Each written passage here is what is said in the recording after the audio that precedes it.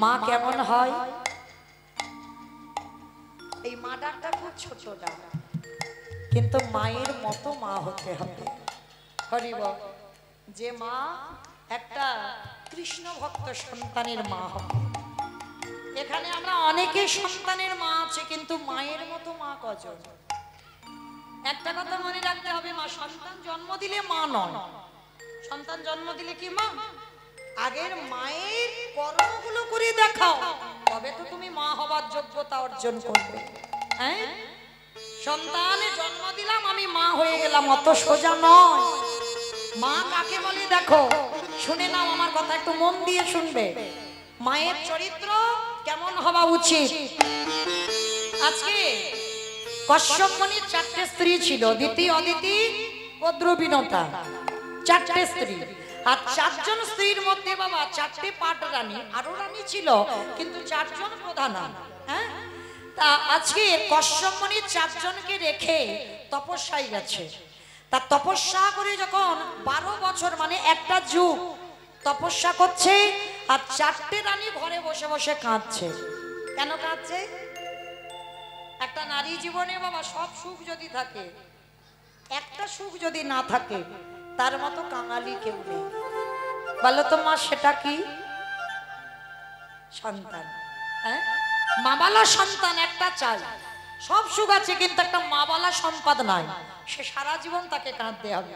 তার 4টে স্ত্রী বসে বসে কাঁদছে। তা কশ্যপ মুনি তপস্যায় ব্যাঘাত হচ্ছে, তো যোগী পুরুষ বাড়িতে ফিরে এসে বলছে, বড় রানী, বেজো রানী, সেজো রানী, এদিকে এসো। সত্যি করে বলো, তোমরা 4 জনে কান্নাকাটি করছো কেন? 4 জনে বলে বলে উঠলো, আমরা মা হতে চাই। কশ্যপ মুনি বলছে, শোনো, আমি তো যোগী পুরুষ, আমি কারণ ঔরসজাত সন্তান দিতে পারবো না, তবে আমার আশীর্বাদে তোমরা 4 জনে মা হবে। তখনকারে সাধনা বাবা এখনকারে সাধনার মতো নয়, পরশ করলে সাধুদের পরশে সন্তান হয়। তা সাধু 4 জন স্ত্রীকে সন্তান দেবে। 4 জন রানী স্নান করে এসেছে। এইবার প্রথমে বড় রানী অদিতিকে ডেকেছে, অদিতি বলো তুমি কেমন সন্তান চাও?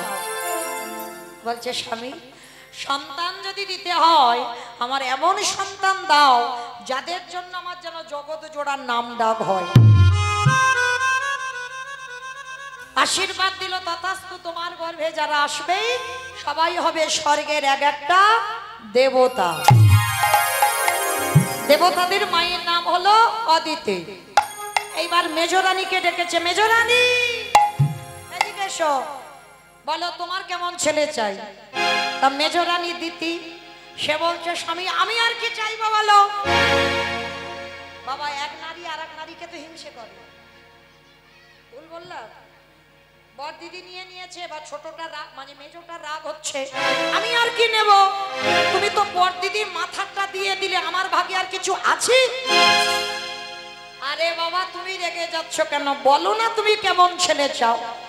ঠিক আছে, যদি একান্তই দিতে চাও দাও, আমার গর্ভে যারা আসবে আমার বর দিদির ছেলের থেকে যেন আমার ছেলেরা দ্বিগুণ শক্তিশালী হয়। কশ্যপ মুনি শোনা মাত্র চমকে, ও বাবা, তুমি এক নারীর হিংসায় জর্জরিত হয়ে শক্তিশালী ছেলে চাইছ? হ্যাঁ বেশ, আশীর্বাদ দিলাম, তোমার গর্ভে যারা আসবে তারা সবাই হবে অসুর। বাবা মহালয়ের সময় যে যুদ্ধটা দেখি না, বাবা একটা, মা গুলো আলাদা। হ্যাঁ, দিতির গর্ভে, অদিতির গর্ভে হচ্ছে দেবতারা, আর দিতির গর্ভে দৈত্যরা মানে অসুররা জন্মেছিল। বাবা একটা। তাহলে মনে রেখো মা, যারা যারা মন দিয়ে শুনছ, বাবার গন্ডগোল নয়, মায়ের গন্ডগোলে সন্তান তৈরি হয়। যেমন চেয়েছে তেমনই দিয়েছে। ওই জন্য প্রত্যেকটা নারীকে সময় দিন ক্ষণ দেখে যেতে হবে, অত সোজা নয়। সন্তান চাইলাম, সন্তান গর্ভে নিলাম, তাহলে সময় বুঝলাম না, দিন বুঝলাম না, কাল বুঝলাম না, সে সন্তান তো বাবা অসুর হবে। তাই গৌর হরি বল, হরি বল। এইবার লক্ষ্য করেন 3 নম্বরে রানীকে ডেকেছে, কি জানো নাম? কি নাম? দ্বিতীয় অদ্বিতীয় হয়ে গেল, আর একটা কি? হ্যাঁ, কদ্র। 3 নম্বরের রানীটা কদ্র। এবার সেজ রানীকে ডাকছে, ও সেজ রানী, এইদিকে এসো, এইদিকে এসো, বলো তুমি কেমন ছেলে চাও? সে তো 3 নম্বরের রানী, একে 3 নম্বর, আরো রেগে লাল হয়ে আছে। আমি আর কি নেব বলো? তুমি তো বড় দিদি আর মেজ দিদিকে দিয়ে দিলে, আমার ভাগে আর কিছু আছে? কশ্যপমুনি বলছে, তুমি রেগে যাচ্ছ কেন? বললো, গিন্নি তুমি কেমন ছেলে চাও? আমি তো কথা দিয়েছি যে যেমন চাইবে আমি তাকে তেমন দেব। বলো তাহলে দাও। যদি একান্তই দিতে চাও, ওই বড় দিদির ছেলের মতো নয়, মেজ দিদির ছেলের মতো নয়, আমার গর্ভে এমন একটা সন্তানে দেবে যে সন্তানকে দেখে বড় দিদির ছেলে নয়, মেজ দিদির ছেলে নয়, গোটা পৃথিবীর মানুষ যেন ভয়ে থরথর করে কাঁপে। বাবা একটা, মায়ের গন্ডগোলে ছেলে পাচ্ছে, দেখো হিংসায়। তাহলে আমার ছেলে এমন হবে যাকে দেখে পৃথিবী সবাই কাঁপবে। কশ্যপমুনি শোনা মাত্র চমকে, সর্বনাশ, তোমার ছেলেকে দেখে সবাই কেঁপে উঠবে। হ্যাঁ, আমার ওই রকম ছেলে চাই। তথাস্তু, তোমার গর্ভে যারা আসবে তারা সবাই হবে এক একটা।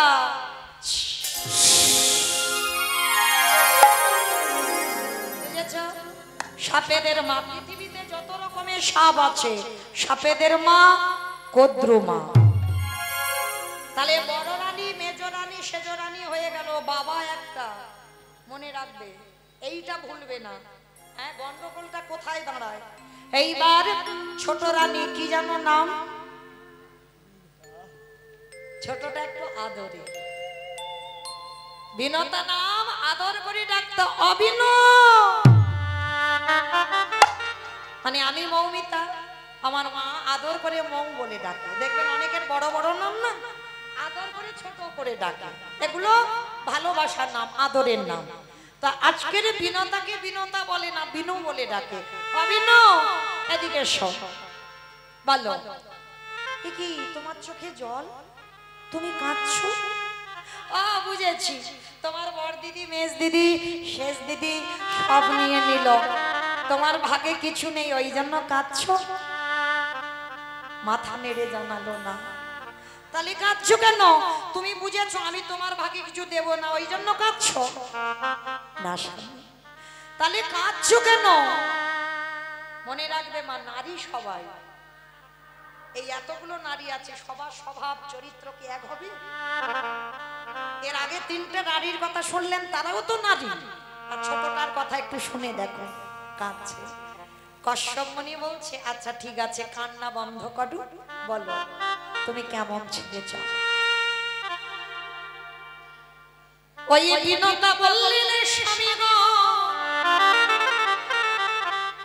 আমার বড় দিদির মতো সন্তান চাই না, আমার মেজ দিদির মতো সন্তান চাই না, আমার সেজ দিদির মতো সন্তান চাই না।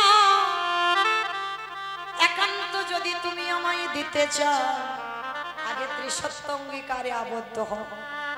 বিনু, আমি সবাইকে দিয়েছি, তোমার বেলা ত্রিসত্য করব কেন? বলো না তুমি কেমন ছেলে চাও? ওই যে বললাম, আগে আমার মাথা ছুঁয়ে বলো। ঠিক আছে, আমি মাথা ছুঁয়ে বললাম, তুমি যেমন সন্তান চাইবে আমি দেব দেব। চাওয়াটা দেখে, স্বামীর চরণের ধুলা মাথায় নিয়ে নয়ন জলে বক্ষ যুগল, নিজের আঁচল খানা স্বামীর চরণে পেতে দিয়ে বলে, স্বামী গো, যদি আমার ভিক্ষা দিতে চাও, আমার এমন একটা সন্তান দিও, যেদিন আমার অন্তিমের সময় এসে যাবে, যেদিন আমার 4 জন বাঁশের দোলায় লয়ে যাবে, স্বামী গো, তুমি এমন সন্তান আমার গর্ভে দিও, সে যেন কৃষ্ণ নামে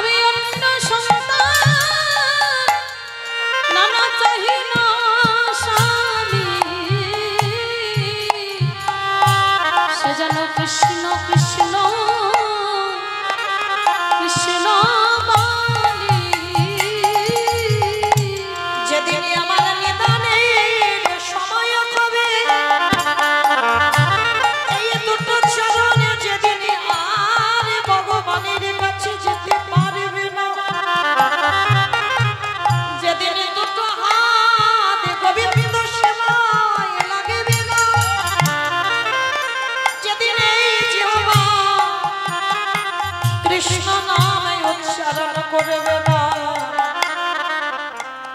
যেদিন আমার দুটো কান আর কৃষ্ণ নাম শুনতে পাবে না, আমার গর্বে এমন একটা ছেলে দিও, সে যেন আমার বিছানার পাশে বসে আমার কৃষ্ণ নাম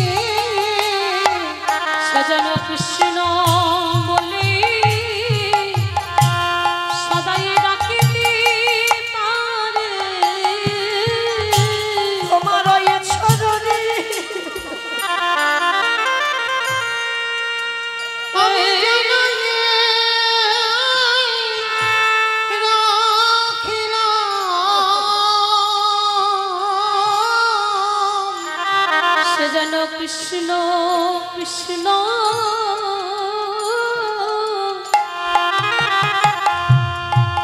কৃষ্ণ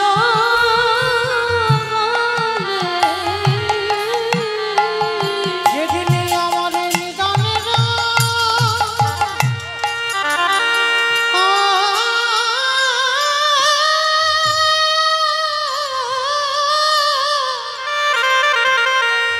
আমার নিদানের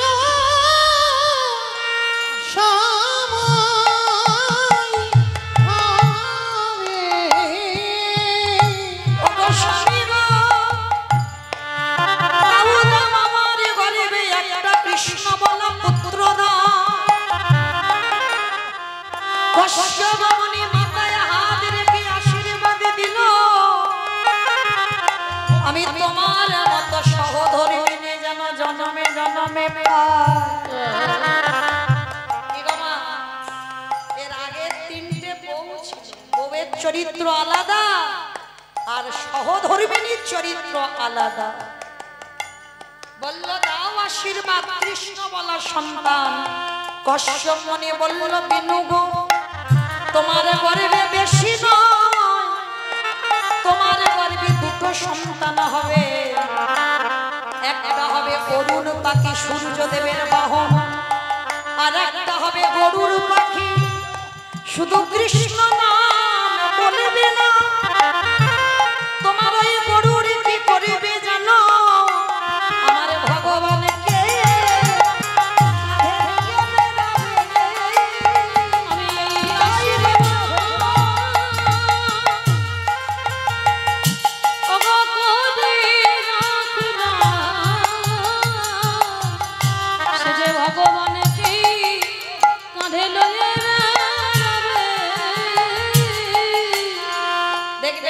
নারায়ণের বাহন হচ্ছে গরু, আর এই গরুর হচ্ছে বিনতার সন্তান।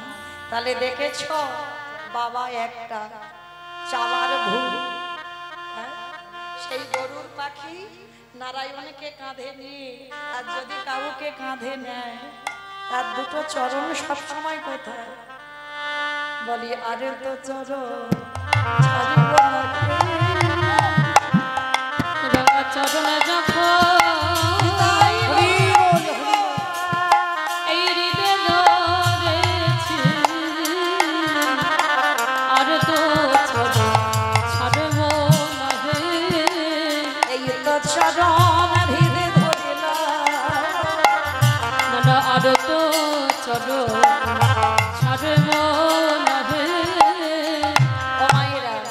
তাহলে আগে তিনজনকে মা বলে মনে হলো না, মা যে হবে তার চরিত্রটা ঠিক এমন হবে, ভগবানের কাছে সর্বদা চাইবে হে দয়ামা যদি আমার গর্ভে একটা পুত্র সন্তান দাও, সে সন্তান যেন কৃষ্ণ বলা সন্তান হয়, আমার মৃত্যুর পর যেন এই ঘরে বসে নিরজনে তোমায় ভজতে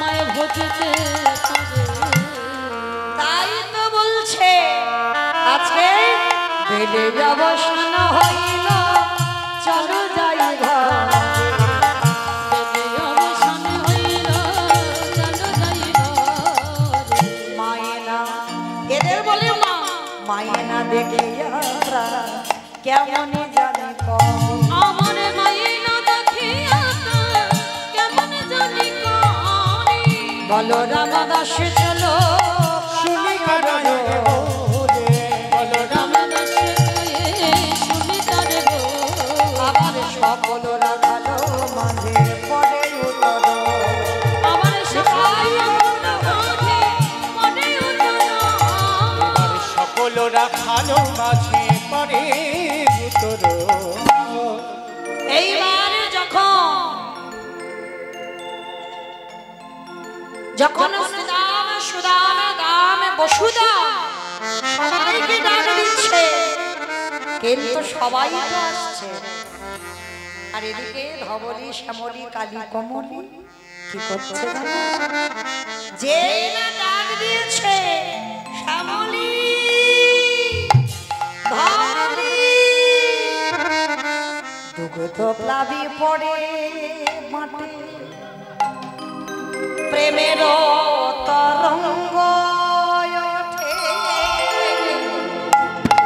রবি পারে মাঠে প্রেমের তরঙ্গ ওঠে মানে দেখো যারা গোয়ালা জাতি আর গোয়ালা যদি নাও হও যারা গাভীর দুগ্ধ দহন করো এই গাভীর দুগ্ধ দহন করতে গেলে বাছুরকে ছেড়ে দিয়ে আগে বাবা দুগ্ধটা পিওয়াতে হবে হ্যাঁ ওই বাঁধ যদি দুগ্ধ না টানে বাছুর গরুর দুধ পাবে কখনো পাবে না কারণ বাছুর টান দিলে যত দুধ পাবে আমরা গোয়ালা জাতি তো ভালো বুঝি বাবার তো ব্যবসায়ী দুধের হ্যাঁ কারণ আগে বাছুরকে ছেড়ে দিয়ে বাবা দুধটা পিবে নিতে হবে আর বাছুর যখনই টান দেবে তখনই বাবা দুধ আসবে আর এমনি যদি তুমি দুগ্ধ দহন করো তেমন হবে না কিন্তু আজকে গোবিন্দ মুরলীর ধ্বনি করেছে আর ওই ধেনুর পাল লেজগুলো পিছনে তুলে গাভীর বাছুর দুধে মুখ দিচ্ছে না তবুও বাবা আপনি থেকে ওই মুরলীর ধ্বনি শুনে দুগ্ধ প্লাবী পড়ে মাঠে প্রেমের তরঙ্গ ওঠে প্লাবী পড়ে বাটে প্রেমের তরঙ্গ ওঠে স্নেহের আভি স্বামী অঙ্গ চাঁদে স্নেহে গাভী সামে অঙ্গ চাঁদে স্নেহে গাভী সামে অঙ্গ চাঁদে স্নেহে গাভী সামে অঙ্গ চাঁদে মাইলা বৈষ্ণব পাদাগুলো বলিগুলো কেমন লিখেছে দেখো দুগ্ধ প্লাবী পড়ে বাটে প্রেমের তরঙ্গ ওঠে স্নেহে গাভী শ্যাম অঙ্গ চাঁদে বাছুর যখন দুধ খায় দেখবেন গাভী ও মাতা জিহবা দিয়ে বাছুরের দেহটা লেহন করে গোবিন্দ আমার যেই না ডেকেছে ওই বাছুরিগুলো গো মাতাগুলো গিয়ে আমার গোবিন্দের সর্ব অঙ্গগুলো জিহবা দিয়ে লেহন করছে। এরা পশু পশুকুলে জন্ম নিয়ে গোবিন্দকে চিনতে পেরে গেল আর আমরা মনুষ্যকুলে জন্ম নিয়ে এখন আমরা কোনদিন আমরা কৃষ্ণ চরণে আত্মসমর্পণ হতে পারলাম না আমরা বলি ঠিক কথা প্রভু আমি তোমার হয়েছে কি তোমার ভগবান বলছে দেহ মন প্রাণ জীবন যৌবন সবকিছু আমার চরণে দাও আমাদের মনই তো ঠিকই রইল না বাবা আজকের এ ঠাকুরকে ভালোবাসি কালকের ওই ঠাকুরকে ভালোবাসি যাকেই ভালোবাসো না কেন তুমি তোমার দেহ মন প্রাণটা একেবারে গৌর চরণে শুকিয়ে দাও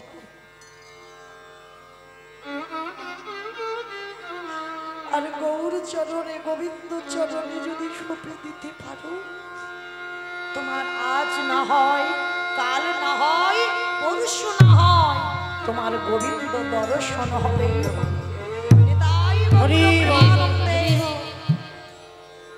আজকে ভগবান যেই না ডাক দিল, সঙ্গে সঙ্গে ভগবানের ডাকটা কেমন কেমন ডাকছি জানো? ওগো চাঁদ ওখে দিয়া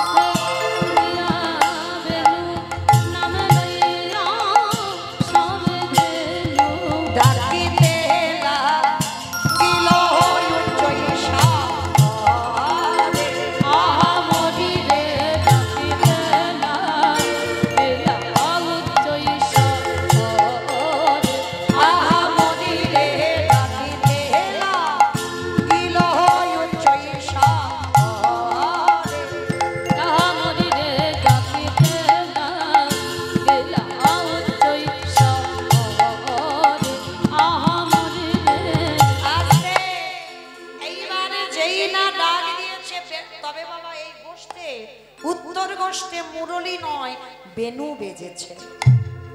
আহা, এই কথাটা না বললে নয়। এই যে ভগবানের হাতে বেনু দেখেছো?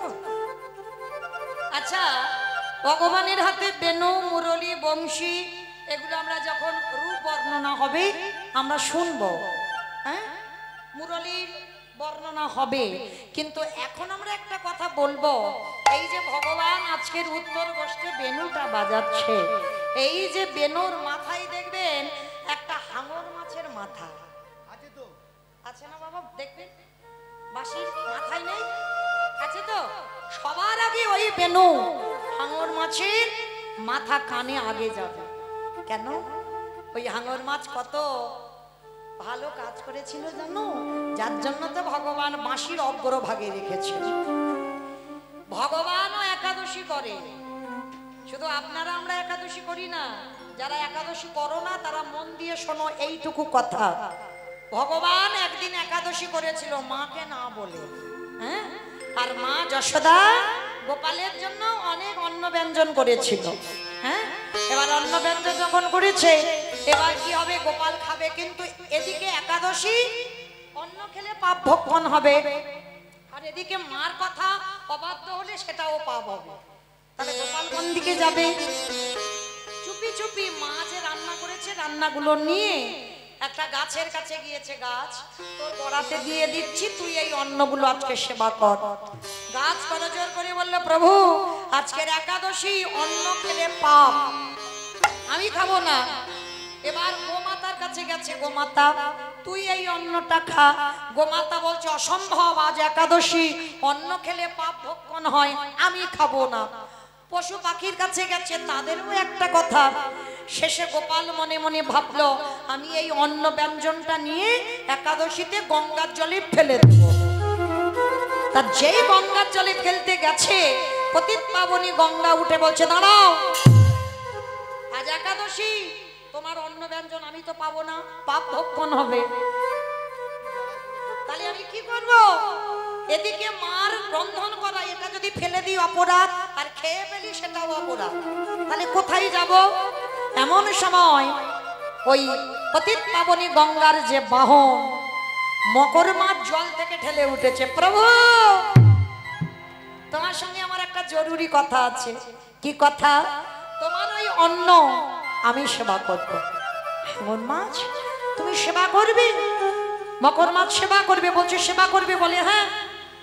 বলে শোনো, সেবা তো করব, তবে সেবা করার পরে তোমাকে একটা আশীর্বাদ দিতে হবে।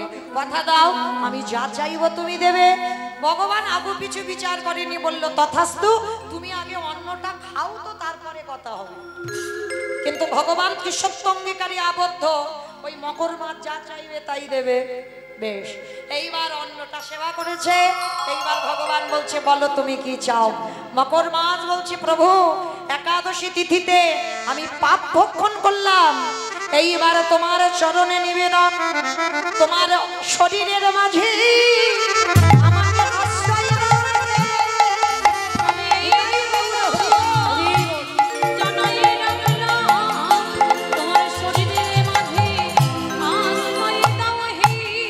ভগবান এসে বলছে মকর মাস তুমি তো খুব চালাক, তুমি পাপ করলে আর তুমি যদি আমার শরীরে থাকো তাহলে তো তোমার পাপ ছুঁতে পারবে না, খুব চালাক মাছ। আচ্ছা মকর মাছ আমি তোমার ওই অত বড় দেহ কোথায় রাখবো বলো। বলে দেহ রাখতে হবে না, আমার মাথাটা নিলেই হবে।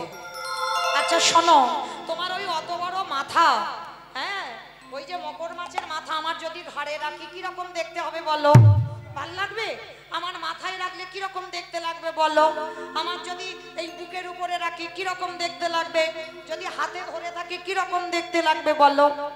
তখন মকর মাছ বলেছিল হে দয়াময়, আমি এমন একটা জায়গায় বসবো সেইখানে বসলে তোমার দেহের সৌন্দর্য বেড়ে যাবে।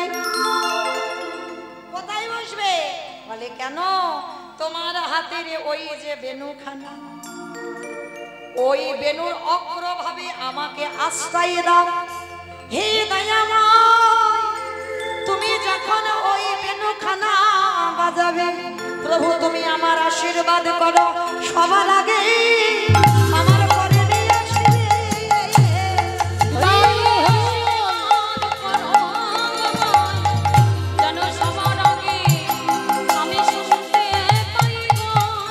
আস্তে, তাহলে মায়েরা বুঝতে পেরেছো ভগবানও একাদশী করে। আপনারা খবরদার খবরদার কিছু করেন না করেন একাদশীটা করবে। কেমন? ও অনুসার বেনুরা অববুঝি জানা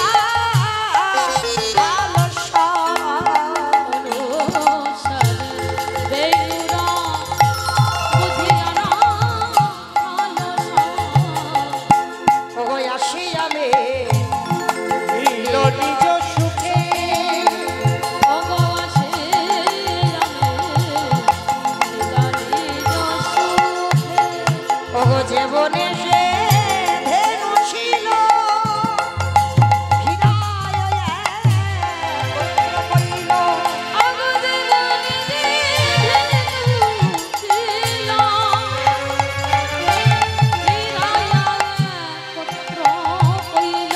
বলি আসিল নিজ নিজ সুখে চালাইল বকুলে আস্তে সবাইকে একত্রিত করে এইবার ভগবান শ্রীরাম সুদাম রাম বসুদাম মধুমঙ্গল সবাইকে নিয়ে ঘরে ফিরবে। সেদে কান্তি অনুপা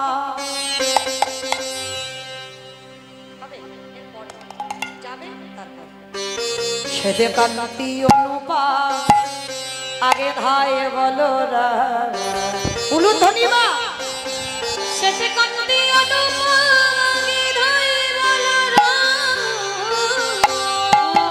সেদে কান্তি অনুপা আগে ধাই বলো রা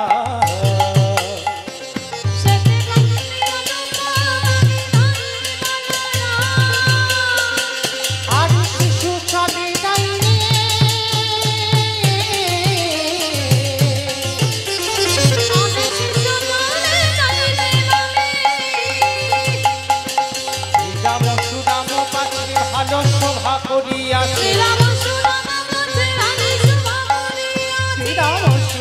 কাছে ভালো শোভা করিয়া মাঝে মাঝে নবঘন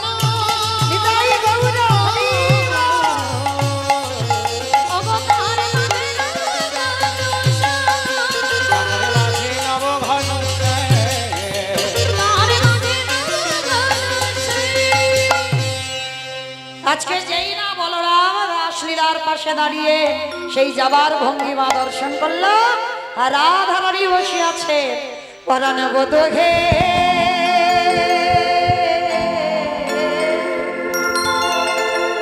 ও ওই না বেশে এসো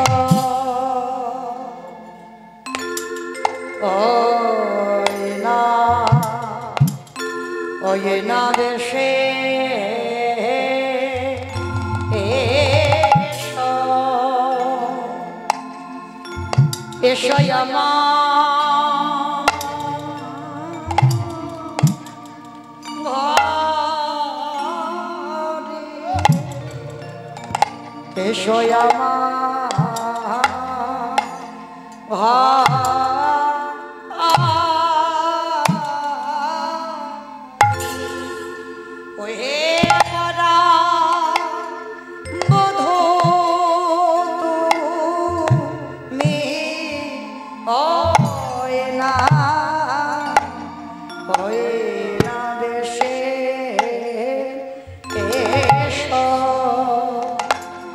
রাখালে চিত বনমালা গলে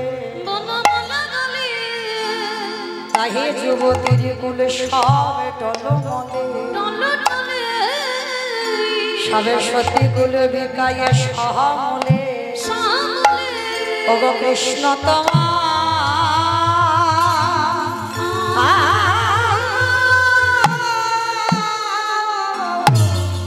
কৃষ্ণ তোমার হলা বলে কি বলব ওই না বেশে রবি যখন বইসে পাতে মহি গেল যমুনার ঘাটে জলে জানাবার ছলা করে তোমার চাঁদে বদন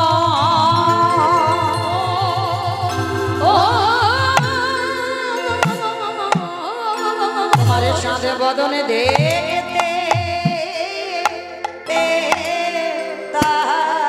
কি বলবো বধূ ওই না বেশে শোনো প্রাণ গোবিন্দ আমার ফিরছে জাপানের পথ দিয়ে আর সখীদেরকে বলছে সখী শোন আমার হৃদয় মাঝে বিচিত্র কলঙ্ক আছে আমার হৃদয় মাঝে বিচিত্র কলঙ্ক আছে পাশে পাশে বসে রহমালি সে সখী আশে পাশে রসে রহমালি তাহাতে শুইবে তুমি চরণ সেবী ময়ালে তাহাতে শুইবে তুমি চরণ সেবী ময়ালে দূরে যাবে মনে রয়ালি দূরে যাবে মনে রয়ালি